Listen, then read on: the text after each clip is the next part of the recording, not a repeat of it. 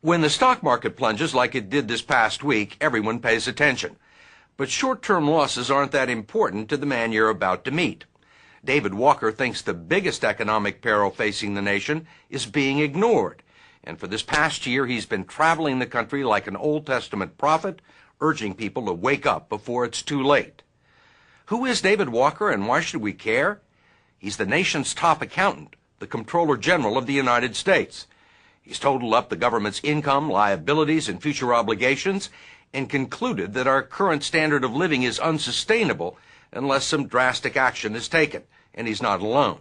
It's been called the dirty little secret everyone in Washington knows, a set of financial truths so inconvenient that most elected officials don't even want to talk about them, which is exactly why David Walker does. I would argue that the most serious threat to the United States is not someone hiding in a cave in Afghanistan or Pakistan, but our own fiscal irresponsibility. As Comptroller General of the United States, he runs the Government Accountability Office, the GAO, which audits the government's books and serves as the investigative arm of the U.S. Congress. I'm going to show you some numbers. They're all big and they're all bad. So bad that Walker has given up on elected officials and taken his message directly to taxpayers and opinion makers. Dave Walker, how are you? Good to see you.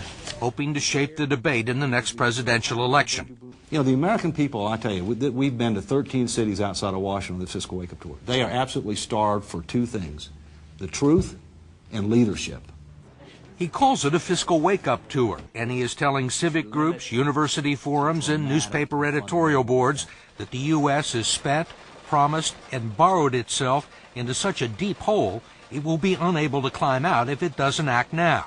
As Walker sees it, the survival of the republic is at stake. What's going on right now is that we're spending more money than we make, we're charging it to a credit card, and expecting our grandchildren to pay for it. And that's absolutely outrageous. You've heard this before from Ross Perot 15 years ago. In 1950, when the dollar was worth $1, you might have even thought the problem had been solved. Tonight I come before you to announce that the federal deficit will be simply zero. Well, those days are gone. We've gone from surpluses to huge deficits, and our long-range situation is much worse. President Bush would argue that the economy is in pretty good shape. Unemployment is down. The deficit is actually less than expected. The fact is that we don't face an immediate crisis. And so people say, what's the problem? The answer is we suffer from a fiscal cancer. It is growing within us. And if we do not treat it, it could have catastrophic consequences for our country. The cancer, Walker says, are massive entitlement programs we can no longer afford, exacerbated by a demographic glitch that began more than 60 years ago. A dramatic spike in the fertility rate called the baby boom. Beginning next year and for 20 years thereafter, 78 million Americans will become pensioners and medical dependents of the U.S. taxpayer. The first baby boomer will reach 62 and be eligible for early retirement under Social Security January 1, 2008. They'll be eligible for Medicare just 3 years later. And when those boomers start retiring en masse, then that will be a tsunami of spending that could swamp our ship of state if we don't get serious.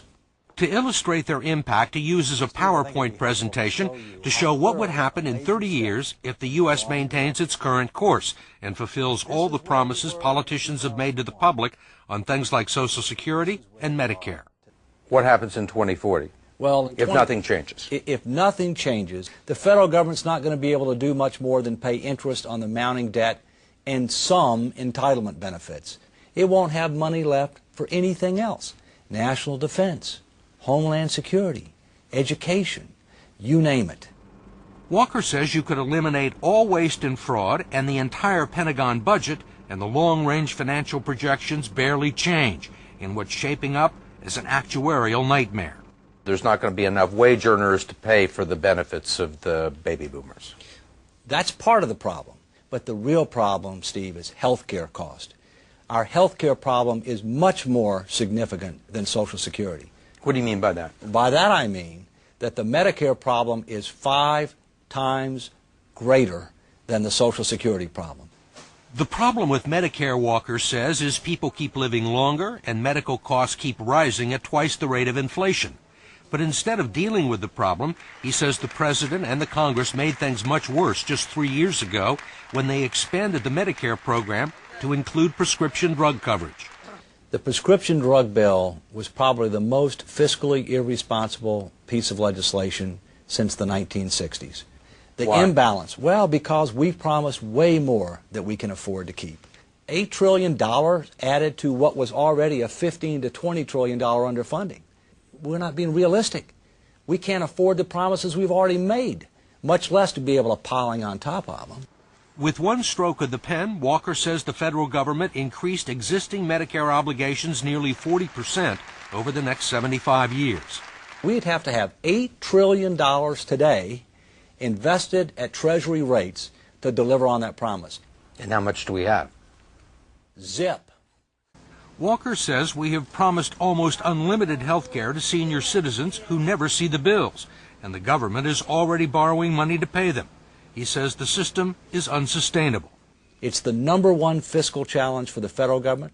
It's the #1 fiscal challenge for state governments, and it's the #1 competitiveness challenge for American business. We're going to have to dramatically and fundamentally reform our health care system in installments over the next 20 years. And if we don't? And if we don't, it could bankrupt America. You're probably expecting to hear from someone who disagrees with the Comptroller General's numbers, projections, and analysis. But hardly anyone does. He is accompanied on the Wake Up Tour by economists from the Conservative Heritage Foundation, the left-leaning Brookings Institution, and the nonpartisan Concord Coalition. Let's go. The only dissenters seem to be a small minority of economists who believe either that the U.S. can grow its way out of the problem or that Walker is overstating it. Unfortunately, they don't get it. I don't know anybody who has done their homework, has researched history, and who's good at math, who would tell you that we can grow our way out of this problem. Economic growth alone is unlikely to solve the nation's impending fiscal problems. Federal Reserve Chairman Ben Bernanke validated much of Walker's take on the situation at congressional hearings this year, and so did ranking Republicans and Democrats on the Senate Budget Committee. This is not just about numbers. We are mortgaging the future of our children and grandchildren at record rates, and that is not only an issue of fiscal irresponsibility, it's an issue of immorality.